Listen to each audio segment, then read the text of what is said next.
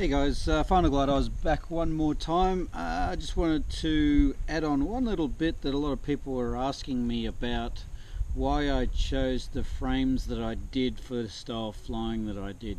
Most people who know me know that I much prefer flying 5-inch with the bullnose props, 2204, 2300 kV Cobras on 4S, and I've always flown that for a while.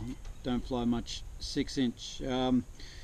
There's a couple of factors that came into it. I got the 6-inch frame first and flew that, and I was very impressed with it, and said to Soma, you know, this is really cool, but you also need a 5-inch frame, which he'd been working on but he hadn't finished, and actually hurried along and got it finished for me just in time for the Nationals, and actually got a friend to cut this frame out for me, hence why this is the only one in existence at the moment.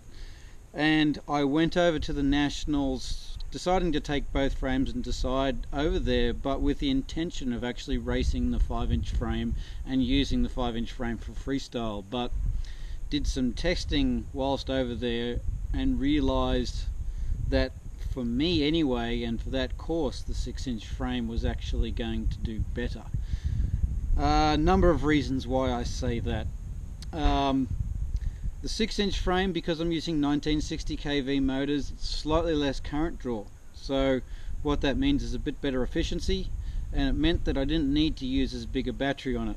Because I could use a smaller battery, and at the time I was using 1000 milliamp Nanotechs, I was able to get the all-up weight of the quad down. So getting the all-up weight of the quad down and having a larger disc area made a quad that accelerated quicker and went round the corners a little bit better, and I noticed that very early on.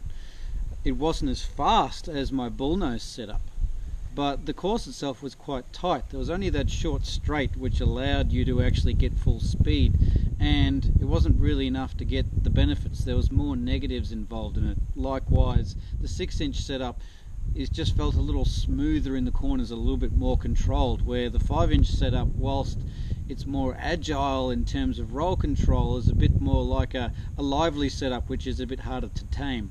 I did have this set up for acro at the time, but I could have got it a little bit better tuned for racing, but just didn't really have the time, and I felt more at home with the 6-inch quad. I did try a couple of test laps with the 5-inch quad, and it was definitely faster around the track, but the likelihood of crashing was a lot higher, just simply because you're on the edge a lot more. So you're not going to get any points if you don't finish. So I felt that the 6-inch quad was fast enough to be as fast, if not faster, than the competitors around me with the 1960 kV 6-inch prop setup, and was turning and handling and accelerating better than the 5-inch quad. So I decided to go for the 6-inch quad, and happy that I did. I'm quite happy with the performance that I had.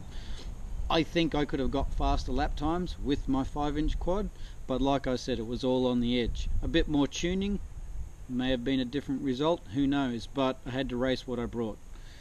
The 5-inch quad for freestyle was basically a no-brainer. This thing is agile as all can be, and just flips on a dime. It rolls quick, the response is great. This is more of a go-kart, this is more of a cruiser and more smoother, but this will just do anything really quickly. The other difference is this setup has an insanely fast and snappy response in yaw. This one not so much. I like to use all my yaw maneuvers when I'm flying freestyle acro, so I wanted to make the most of it. This still has a very snappy yaw, but not as snappy as this. This is also faster, and it's got a bit more punch to the feel of it. So when I go acro, I always go this. So this kind of a frame, I may not necessarily be flying this one for my general flying all that much. Maybe if I want to do cruising style flying, I would fly this, but this is more my go-to short, tight track, like at the Nationals flying, where if it was a bigger, longer track with longer straights, then I may go for this. But if it's really long straights and there's a lot of laps, then I might not be able to make to the end of the track with this, and I might have to put an 1800 milliamp on this. Which frame I use really depends on the situation, and it's a matter of going out there and testing and trying, and I encourage other people to do that. There's not one setup that suits every track or every situation perfectly, and you really need to make that decision on the fly when you get there, and that's what I did. Seemed to work out, but maybe there's a faster setup out there and the guys just didn't have it set up right. Who knows? But it worked for me. But I hope that's answered a couple of your questions with regards to why I picked what I picked, and hopefully we'll get a bit more conversation going about that very subject. Anyway, I'm off, guys. Cheers.